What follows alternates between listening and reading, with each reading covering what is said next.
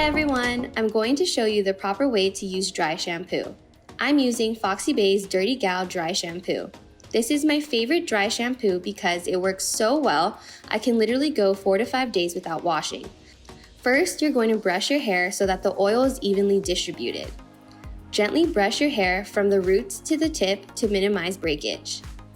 Next, you're going to part your hair down the middle in half. We're going to start on one side of the head, working our way from the bottom to the top in small sections.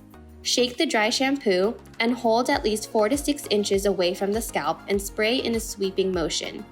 Another reason I really love FoxyBae's dry shampoo is because it doesn't leave a flaky white residue like other brands. Be sure to only focus on the root area because this is where it's the most oily. You're going to want to leave the dry shampoo in your scalp. Don't massage it just yet. Continue working your way up in about 4 to 5 sections up to the top. Repeat with the other side and then brush it out. Depending on how oily your hair is and how thick your hair is, you might want to add more dry shampoo and repeat the steps.